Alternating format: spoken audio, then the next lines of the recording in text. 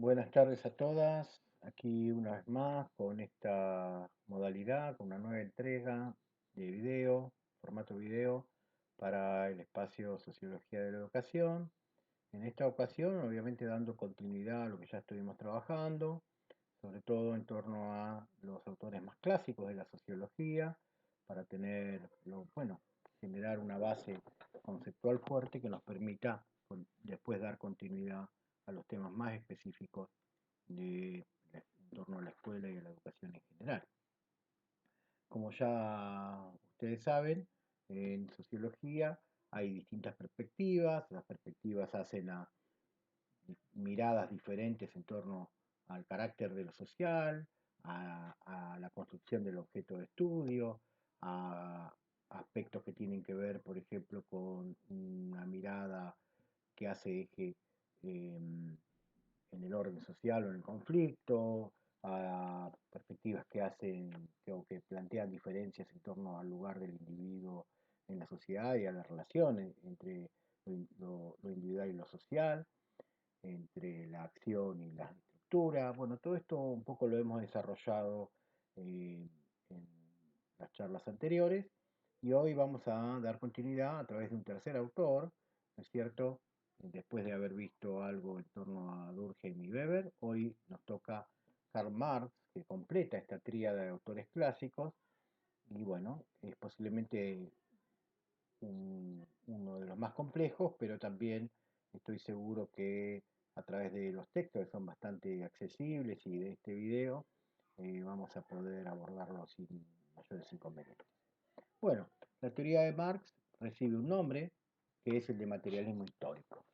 Materialismo histórico, dos términos de una definición en torno a una teoría, así como existía el funcionalismo en Durkheim, por ejemplo. En este caso, no se trata de un funcionalista, sino de un materialista histórico. Marx es eso, un materialista histórico. ¿Qué es esto? Bueno, básicamente dos términos. Lo material como idea, como base del pensamiento, ¿sí? El materialismo como doctrina y una perspectiva que se va a poner, va a hacer un fuerte énfasis en los aspectos históricos de la sociedad, es decir, que va a explicar la sociedad a partir de la historia. Ahora enseguida lo vamos a retomar, pero antes quería de alguna manera dar una síntesis de algunas de las obras de Marx, nombrarlas, nada más son solamente algunas, pero cuáles son las, y de alguna forma toda lo que vamos a desarrollar va tomando elementos de distintas obras, no pertenece a una sola. El Capital es la obra fundamental, es una producción, es la última de las producciones teóricas de Marx y la más importante, cuyo primer tomo fue publicado en 1867, fue el único tomo publicado por él mismo en vida. Los otros se encargó de compilarlos son escritos que se encarga de compilar y de publicar un colega y amigo que fue Friedrich Engels, que prácticamente lo acompañó en su desventura durante bastantes años y bueno, y también escribieron algunos textos en complicidad. Esa es la obra principal, también los manuscritos de 1844, que es una obra en la que, bueno, está bastante discutida, es una de las primeras producciones, de la primera época de Marx, pero creo que nos hace un aporte interesante y hemos incluido algo de esto, una partecita de estos manuscritos como material complementario del trabajo práctico. La ideología alemana, obra que produce también en conjunto con Engels de 1846, que es también una obra eh, intermedia, al igual que los manuscritos del desarrollo de la obra de Marx. Estoy nombrando algunas nada más. Los Grundrisse, elementos fundamentales para la crítica de la economía política, que de alguna manera son los ensayos previos al Capital, son los manuscritos sobre los cuales va trazando las líneas eh, previas, fundamentales, que luego se van a expresar en esa obra tan importante y tan gigante que es el Capital, una obra impresionante, que bueno, muchos hablan sin haberla leído demasiado. Bueno, así que es un autor muy nombrado, pero menos leído que nombrado. Así que bueno, vamos arrancar después de esta breve introducción y vamos a arrancar comentando esto. Esto es una idea que yo les traigo, digamos, no es un axioma que para entender Marx hace falta exactamente estas cosas, pero para que nos podamos organizar en torno a las ideas de Marx, vamos a reconocer dos partes. Y hoy vamos a empezar con una de ellas y va a quedar para dentro de 2 días la otra. La primera, y es la que en la cual nos vamos a enfocar bien hoy, es la concepción materialista de la historia en Marx. Es decir, cómo explica Marx la historia desde una perspectiva materialista. Y aquí la cuestión del materialismo histórico. ¿Qué es ese materialismo histórico? ¿En qué consiste? Entendiendo eso, lo otro es mucho más sencillo. Lo complementario a esto, y que vamos a tenerlo un poquito más en el trabajo práctico, es el análisis de las condiciones históricas propias del capitalismo que hace Marx y que tiene que ver con aspectos que son de mucho interés para nosotros en términos de pensar la escuela, pensar la educación como práctica. Entonces, la concepción materialista de la historia nos va a significar la base conceptual sobre la cual entender Marx, y el análisis de las condiciones del capitalismo va a ser la conclusión a la que vamos a llegar a partir de lo primero. Entonces vamos a dar inicio a esta concepción de la historia que Marx construye, y vamos a tratar de hacerlo de la manera más práctica y sencilla posible. Fundamentalmente comentar además que ¿cuál es el objetivo de esta obra de Marx?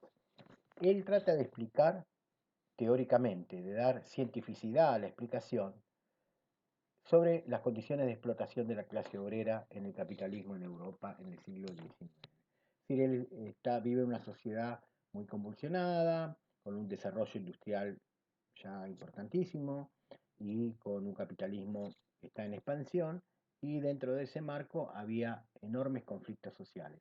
Él va a tratar de explicarlo teóricamente, de explicarlo científicamente, esa situación social, y para eso va a recurrir al análisis de la historia. Por último, dije explicar, analizar teóricamente, pero además él lo que quiere es con esto denunciar para generar o promover escenarios para la transformación social. Él no estaba conforme, él estaba muy descontento, muy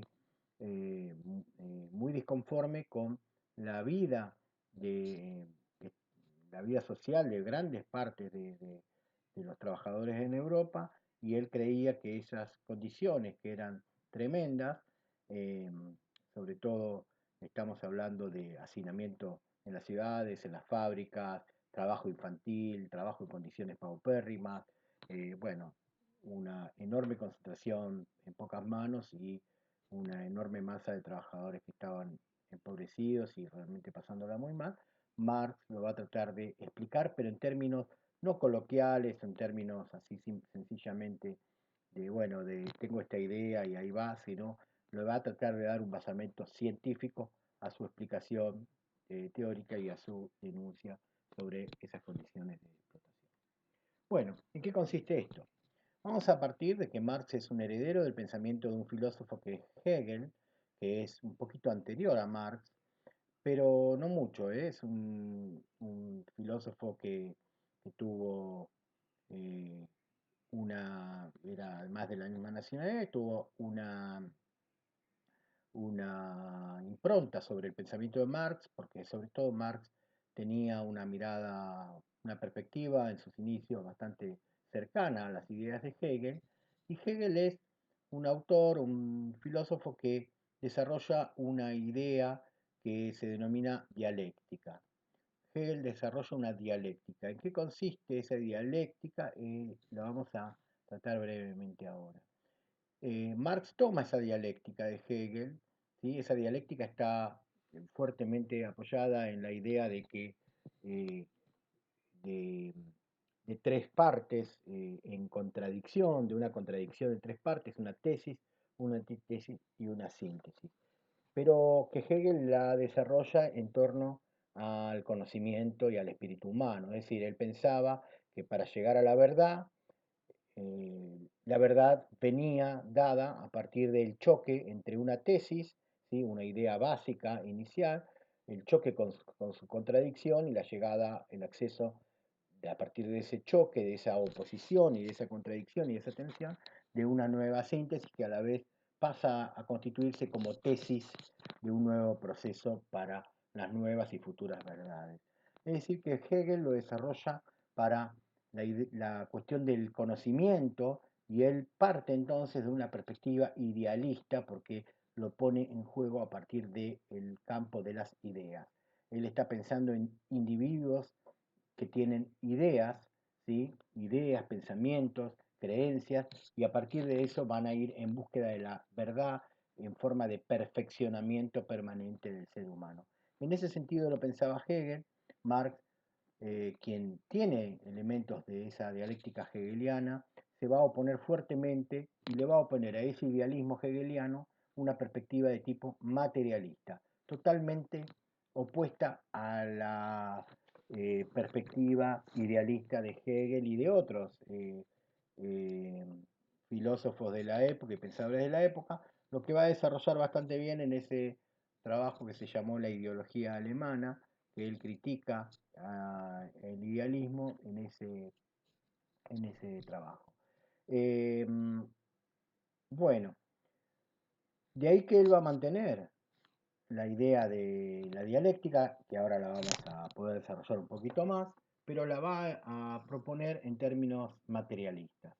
¿Sí? De ahí que la filosofía de Marx se denomina materialismo dialéctico, mientras que la teoría es materialismo histórico, se suele denominar a la filosofía, en términos filosóficos, como un materialista dialéctico. Es decir, no es un idealista, sino un materialista.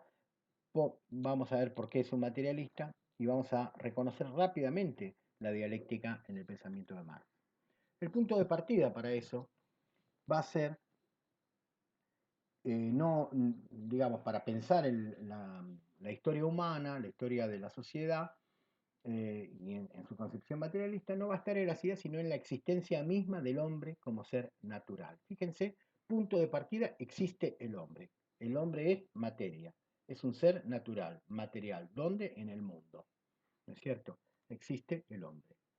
¿Mm? No la idea, el hombre como ser real, material, natural. El hombre como ser real, material, natural, por lo tanto existe en la naturaleza o frente a la naturaleza. Y esto es bastante visible. Si el hombre existe frente a la naturaleza, el hombre actúa en la naturaleza, ¿no es cierto? Va hacia la naturaleza, ¿para qué? Para lograr satisfacer sus necesidades, para lograr resolver las cuestiones básicas. Es decir, no existen ideas, no existe nada si no puedo primero existir como ser humano, comiendo, bebiendo, satisfaciendo lo más básico, que es resolver las necesidades básicas que tiene el ser humano. Ahora, ese ser humano que actúa frente a la naturaleza, dice Marx, también aprende de la naturaleza, ¿no es cierto?, a cómo resolver esas necesidades y cómo hacerlo de manera cada vez más rigurosa, con mayor conocimiento y con mejor, con más eficacia, ¿no es cierto?, y mayor dominio de la naturaleza. De modo que es una relación que va y viene. El hombre actúa frente a la naturaleza, pero complementariamente a esto, la naturaleza misma del hombre se va a ir modificando. Acá vemos una relación, ¿no es cierto?, que parece un poco circular, el hombre frente a la naturaleza, hacia la naturaleza, y la naturaleza hacia el hombre, modificándose ambas dos. Ahora vamos a terminar de explicar por qué es esto. Podríamos decir que cualquier animal, mamífero por ejemplo, un perro, una vaca o un león, cualquier otro, también se vincula con la naturaleza en la satisfacción de sus necesidades. Pero a diferencia de estos animales, el hombre lo hace de manera mucho más activa. El perro, un perro silvestre o un león o cualquier otro, se vincula con la naturaleza satisfaciendo necesidades inmediatas a través de los instintos o de cualquier otra, digamos, programación como se defina, programación de tipo natural, mientras que los hombres lo hacemos, ¿no es cierto?, entendiendo, conociendo, ¿sí?, la naturaleza y sabiendo que nos encontramos frente a ella. Es decir, que Marx va a incorporar un tercer elemento en esta relación que es de tipo dialéctica, que es la conciencia. Es decir, los hombres tenemos conciencia de la naturaleza cuando actuamos sobre ella. Satisfacemos nuestras necesidades, pero a la vez, al hacerlo, reconocemos, ¿sí? eh, a, a la naturaleza como la otra parte de nuestra existencia, ¿no es cierto? Por ejemplo, y pensemos en una condición histórica natural, digamos, no en la sociedad actual, pensemos en grupos, eh, pequeñas sociedades frente a la naturaleza misma, ¿no es cierto? Resolviendo las necesidades más básicas, tomando manzanas de los árboles, tomando peces de un arroyo, ¿sí? Bueno, pensemos en ese escenario y nos daremos cuenta rápidamente que cada vez que nos acercamos a eso, por ejemplo, a un arroyo, vamos a tomar peces para poder alimentarnos y si no lo hacemos nos morimos. Bueno, los grupos sociales que van haciendo, aprendiendo de esa experiencia y logrando desarrollos, por ejemplo, tecnologías, ¿sí? Para hacerlo cada vez con mayor eficacia. Y eso indica o posibilita que eh, la, el dominio de la naturaleza sea cada vez mayor. ¿No es cierto? La naturaleza se ve cada vez más afectada por la acción del ser humano y a la vez el ser humano se va modificando a sí mismo a través de esa relación. Y eso es por poseer este atributo específico que nos diferencia de cualquier otro animal, que es la conciencia. Marx va a poner en la idea de conciencia un tema central, ¿sí? Que va a atravesar toda la teoría y que tiene que ver con lo que nos hace seres humanos, a diferencia de cualquier otro animal. Es decir, somos seres humanos porque tenemos conciencia de la naturaleza. El hombre, dice Marx, existe frente a la naturaleza como ente genérico. Esto es como ser universal, como ser que, eh, como grupo genérico es como género humano, ¿sí? Como ser que eh, va a tener eh, toda la naturaleza frente a sí para satisfacer y resolver las necesidades enfrentándose a ellos. Fíjense cómo en esta relación hombre-naturaleza hay una dialéctica porque cuando nosotros hombres, digo hombre se refiere no en el sentido de hombre-varón, sino hombre-ser humano, ¿sí? Fíjense que estamos en el siglo XIX y podríamos cambiar esa definición, pero tal vez podríamos aludir a la idea de Homo sapiens, ¿sí? Fíjense que cuando está frente a la naturaleza, el ser humano, los grupos sociales que se enfrentan a la naturaleza, en un momento cero de la historia, llamémoslo, y en la satisfacción de esas necesidades, evidentemente hay un aprendizaje que hace que las relaciones con la naturaleza nos transformen. De modo que de un momento a otro, al aprender de la naturaleza lo necesario, no somos los mismos. De ahí que podemos entender, voy a volver un poquito, esta relación como una tesis y tesis, una antítesis y una síntesis. ¿Por qué? Porque el hombre al actuar frente a la naturaleza modifica la naturaleza, pero también se modifica a sí mismo y en la modificación de sí mismo ocurre la síntesis que nos pone una vez más frente a la naturaleza, pero en una nueva instancia, en una nueva condición. De ahí que este modelo, ¿no es cierto?, que parece cerrado, de un ida y vuelta, es en realidad, o podría entenderse más bien como una espiral, que es lo que entendemos como la espiral dialéctica. Es decir, no estamos en el mismo lugar, permanentemente ese lugar se va modificando a pesar que la relación hombre-naturaleza se sigue sosteniendo, pero nunca en el mismo lugar.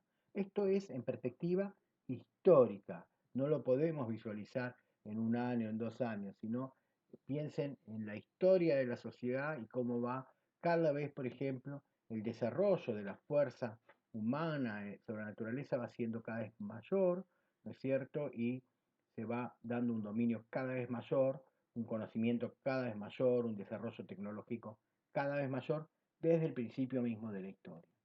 Bien, entonces a diferencia de los demás animales, el hombre se vincula de manera activa produciendo su vida social y material. Eh, el hombre existe frente a la naturaleza como un ente genérico, ¿sí? Y dijimos que se vincula, esto ya lo dije, y que dicha actividad va a tener un nombre que es muy sugestivo. Les dejo 10 segundos para que o corten el video, un cachito, córtenlo y piensen cómo es ese nombre, a ver si alguien lo sabe. Bien, me imagino que ya cortaron el video, me imagino que lo pensaron, escriban lo escribieron en un papel posiblemente, escriban 2, 3 candidatos. Bueno, el nombre de esta actividad se denomina, según Marx, trabajo. Trabajo es un concepto central en la teoría de Marx. El trabajo, ¿qué es el trabajo? Bueno, el trabajo es un proceso. Es un proceso que ocurre entre el hombre y la naturaleza, en el que el hombre realiza, regula y controla su acción eh, por su propia acción, el intercambio de materias con la naturaleza. En ese proceso, el hombre se enfrenta a la naturaleza y pone en acción sus fuerzas, sus brazos, sus piernas, su cabeza, y de esa manera se acopla a la naturaleza de una manera útil para su vida. Incorpora los materiales de la naturaleza a su propia vida. Y entonces a la vez que el hombre actúa sobre la naturaleza y la transforma, transforma su propia naturaleza humana. Eso es lo que dice Marx y en eso consiste la base de esta dialéctica, ¿sí? Eh, de la cual Marx nos habla. Esto es una cita del libro más importante de Marx, de la gran obra de Marx, El Capital. ¿Qué importancia tiene esto? La importancia es que esta diferencia o esta definición nos hace, nos reconoce la diferencia entre el hombre y cualquier otra actividad animal. El hombre es un ente genérico y consciente, y a la vez consciente. El hombre tiene conciencia, conciencia de sí, conciencia del mundo, conciencia de su relación con la naturaleza misma. Eh, y a la vez es un ser social. Acá voy a recuperar una idea, si se acuerdan de Durkheim, recordemos que estuvimos, y de Weber, que trabajamos sobre el concepto, sobre la relación entre el individuo y la sociedad. En términos de Durkheim, el individuo parece que se enfrenta a la sociedad y la sociedad siempre se impone sobre lo individual. Lo social se impone frente a lo individual. En cambio, en Weber, lo individual, de alguna manera, eh, bueno, se puede expresar y se desarrolla, ¿no es cierto? Porque para Weber el individuo es el punto de partida a través de la acción. Marx no piensa ni una cosa ni la otra. En realidad, lo individual es una expresión de la sociedad en términos que el ser humano, ya no estamos hablando del individuo, sino el ser humano, la humanidad, es un ser social por definición. Es decir, que podemos ser individuos en tanto somos seres sociales. Eso es lo que está pensando desde esa perspectiva eh, Marx. Por lo tanto, la individualidad no se puede desarrollar en sus posibilidades fuera de lo social, ¿sí? Entonces, fíjense la cita de abajo, yo ya no recuerdo de dónde es la cita, el ser social no es un poder abstracto y general frente al individuo, sino que es el ser mismo de cada individuo. Lo social vive en nosotros, no es que se nos impone, sino que es parte de nuestra propia existencia. Somos en relación, quiere decir, somos en relación con los otros. Esto es la base conceptual, ¿sí? Parece que después nos va a contar cómo ese ser, ¿sí?, se va de alguna manera degradando en la historia, se va destruyendo esos vínculos en la historia y se llega a lo que es para él una enorme crisis de la humanidad en el capitalismo. Eso lo vamos a ver luego. Bien, entonces, esto que habíamos visto, ¿no es cierto? Esta idea del hombre frente a la naturaleza, del hombre como ser social y consciente, es la condición, y realizando esta actividad que se denomina trabajo, que es la acción propia del hombre frente a la naturaleza y que nos separa y nos respecto de cualquier otro animal, eh, es la base para entender la historia. Es decir, la historia existe a partir de esta perspectiva. Esa es la condición de posibilidad de la existencia de la historia. ¿Qué quiere decir? que existe historia porque existe esa dialéctica entre hombre y naturaleza. Entonces la historia va a ser eso para Marx. ¿Qué es la historia? ¿Y cómo explica la historia? Lo va a explicar a partir de la progresiva satisfacción de las necesidades del hombre frente a la naturaleza, pero a la vez que van transformando las propias condiciones de la humanidad. Y lo va a hacer a partir de dos conceptos. ¿Sí? Estos dos conceptos traten de razonarlos, ¿sí? Y ahora los vamos a explicar, y, y que también se vinculan dialécticamente entre sí, porque todo el pensamiento de Marx es dialéctico. Entonces lo va a explicar a partir de esto. Relaciones sociales, o él llama relaciones sociales de la producción y desarrollo de fuerzas de producción. ¿Qué es esto? Todas las sociedades, desde el comienzo de la historia, tienen unas ciertas relaciones. ¿Sí? Relaciones en la manera en que los hombres van a resolver sus necesidades, obviamente, porque es en lo que él se está preocupando. Dentro de esa perspectiva, esas relaciones van a ir cambiando. ¿Por qué cambian? Cambian a la par que van cambiando las fuerzas de producción. ¿Qué es eso? La fuerza de producción es la capacidad o los medios con los que cuenta una sociedad cualquiera para producir en un tiempo histórico. ¿Sí? Por ejemplo, en la época primitiva, cuando eh, cazábamos mamut, vamos a decir, ¿sí? Bueno, la fuerza de producción tenía que ver con los medios para cazar esos mamuts, ¿no es cierto? ¿Con qué se contaba? Con una lanza, con una determinada forma de organizar la caza, ¿sí? Lo mismo la pesca o cualquier otra actividad como la recolección tenía un determinado desarrollo de una fuerza y unas relaciones sociales, es decir, una forma de organizarse las personas, los grupos, al interior de esas relaciones para desarrollar esas actividades que eran sobre todo de supervivencia. Entonces, para él, toda la historia humana va a tener que ver con la transformación permanente de la naturaleza humana, quiere decir, de la espiral dialéctica vinculada al cambio de las relaciones de producción a la vez que cambian las fuerzas de producción. Decir que cambian las fuerzas de producción significa que cada vez hay un mayor desarrollo de esa fuerza, pero eso también impacta notablemente en las relaciones sociales. Vamos a explicar cómo impactan y por qué impactan, vamos a tratar de ser lo más claro posible y que tiene que ver con esa dialéctica de la historia en términos de Marx. ¿Sí? Yo puse como efecto y como causa, porque todo efecto es también causa, porque toda síntesis, o sea, efecto, es tesis de cualquier otro proceso. Es decir, se permite vislumbrar un estadio nuevo sobre el cual se va a dar una nueva relación dialéctica con la naturaleza y entre los seres humanos. Fíjense cómo a partir del desarrollo de la sociedad y del mayor dominio de la naturaleza, cada vez se van a ir dando mayores necesidades. Vamos a suponer que somos una sociedad que vive al costado de un río, aprendemos a cazar peces, a tomar los peces y vamos a ir desarrollando mayor conocimiento cada vez que más lo vamos haciendo y ese mayor conocimiento va a permitirnos desarrollar tecnología y ese desarrollo de tecnología mínimas al principio, no sé, hasta llegar a construir una red, por ejemplo, una red es una creación de la humanidad en algún momento de la historia, nos va a permitir tomar más peces que antes. Eso nos va a impactar socialmente en nuestras propias relaciones. Y al impactar socialmente en nuestras nuevas relaciones, va a crear nuevas necesidades. ¿Sí? Por ejemplo, vamos a tener excedentes, ¿sí? Fíjense el tercer punto, son los excedentes, nos van a sobrar los peces, etcétera, etcétera, y veremos qué hacemos. Por ejemplo, tendremos que intercambiarlos con otros grupos sociales que no tienen peces. ¿Sí? Y entonces todo eso va a generar nuevas condiciones en las relaciones sociales.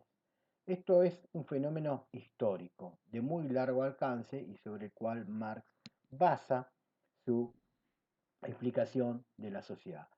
¿Por qué lo basa? Porque a medida que se van desarrollando las nuevas necesidades, se va dando un aumento en la división del trabajo. Es decir, cada vez hay más división del trabajo al interior de los grupos, de los grupos sociales. Esto es que al principio, por ejemplo, de los tiempos, había caza y recolección, y había quien cazaba y había quien recolectaba, y muchas veces esa división se habría dado precisamente a través de de los géneros, de la división sexual, etcétera.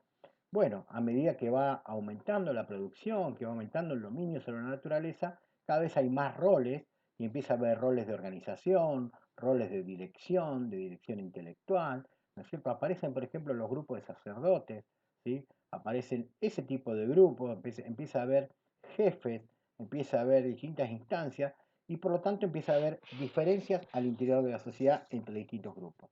¿Sí? La sociedad se va, si se quiere, desde ese modelo complejizando, ¿sí? En una cada vez mayor división de las actividades y división del trabajo, e incluso empiezan a haber quienes dejan o van dejando de hacer actividades físicas para directamente vincularse con lo espiritual o con las, incluso con las actividades logísticas o las actividades de dirección, ¿no es cierto? O de jefatura directamente, lisa y llanamente.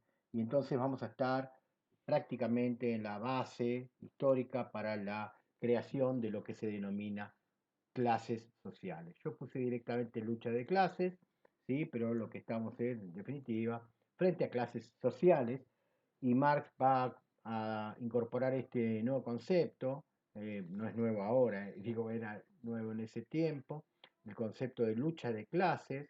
Él va a decir que en todas las sociedades donde existen diferencias al interior de esa sociedad, existen clases, y si hay clases hay antagonismo, porque hay una apropiación diferencial, por ejemplo, de los recursos, y entonces eso siembra o genera un antagonismo de base y por lo tanto una lucha. En todas las sociedades prácticamente hace muchos años que no hay sociedades prácticamente sin clases, por lo tanto hay lucha de clases prácticamente en todas las sociedades. Ya tengo repetido una palabra, la voy a borrar. Ahí está. Bueno, entonces en esa dialéctica surgen las clases sociales, en esa dialéctica de la historia, ¿sí? Y donde hay al menos dos segmentos que están en contradicción y en tensión, ¿no? Por ejemplo, ahí hay algunos ejemplos. En Roma estaban los patricios, los esclavos, había otros grupos, pero estos son los más antagónicos. En el feudalismo, ¿no es cierto? En la época de los monarcas estaban todos los señores, las clases de señores, las aristocracias, ¿sí? Y los campesinos y los siervos, ¿sí? ¿Y qué hacían los aristócratas? No, prácticamente no trabajaban, vivían en sus castillos, en sus palacios, y bueno, ¿de qué vivían? Del tributo, ¿no es cierto? De parte del campesinado.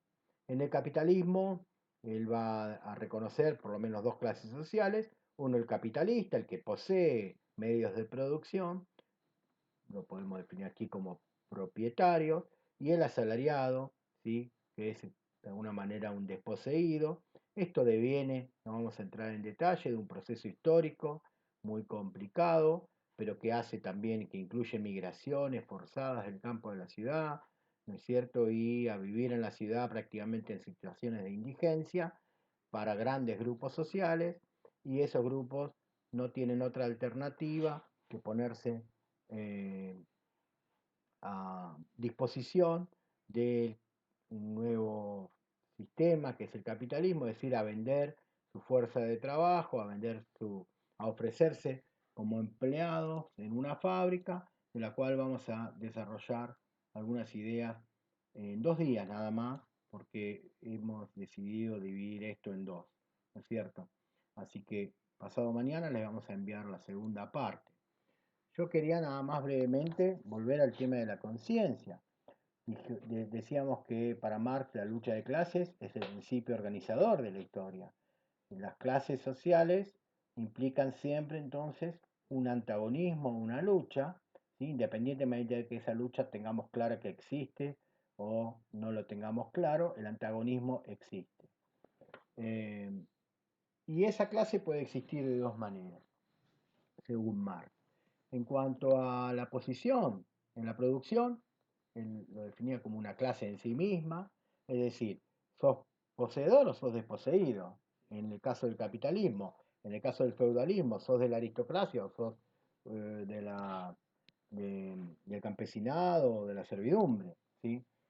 Bueno, en cada una de las clases de las sociedades, con las características del esclavismo, ni hablar, puede ser esclavo o puede ser propietario de esclavos, ¿sí?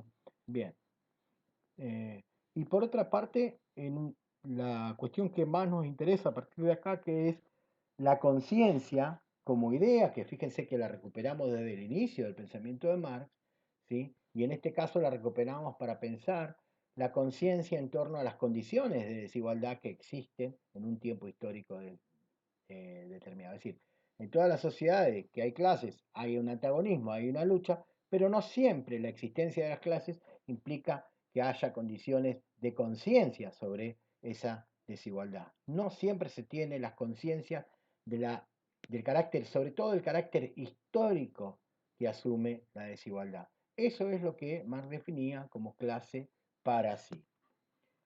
Como cierre, fíjense que las condiciones económicas, esto es una cita de La miseria de la filosofía, es un libro que lo leí hace muchísimos años, ni me, lo recuperé hace unos días esto. En principio las condiciones económicas habían transformado la masa del país en trabajadores, dice. La dominación del capital ha creado una situación común, intereses comunes. Esta masa viene a ser una clase frente al capital, pero todavía no para sí. ¿Por qué dice no para sí? Porque en la lucha concreta, específica, consciente, ¿sí? La masa se reúne, se organiza y pasa a ser una masa para sí. ¿Sí? Esta idea de masa se refiere a un grupo de personas de una clase social en pugna. Bueno, vamos a recuperar entonces temas en torno a esta cuestión de las clases sociales y en torno a la idea de conciencia de la que Marx aborda. eh, y bueno, a partir hoy es sábado, el día lunes, van a tener una segunda entrega sobre Marx, ¿sí? Volviendo a la perspectiva, pero ya eh, en torno al análisis de las condiciones propias del capitalismo. Hoy desarrollamos toda la concepción materialista, de alguna manera una síntesis sobre la misma, tiene su complejidad, pero nos parecía o me parecía que era fundamental que podamos hacer el abordaje del tema de las condiciones históricas del capitalismo que analiza Marx, que tienen un fuerte impacto en torno a pensar la educación, pensar la escuela desde una perspectiva de la desigualdad social, porque es el autor que nos inaugura el pensamiento y la explicación de la desigualdad social. Bueno, poder hacerlo entendiendo la concepción materialista creo que es fundamental. Así que nos vamos a ver en 2 días nuevamente, ¿sí? Vamos a incorporar sobre este autor una segunda parte, un poquito más cortita, pero que va a ser también, espero, un aporte a este desarrollo. Gracias y recuerden que el viernes próximo también vamos a estar trabajando en algunas eh, dudas y sobre todo sobre también los textos con incorporamos, eh, los que incorporamos para el trabajo práctico. Chau, chau.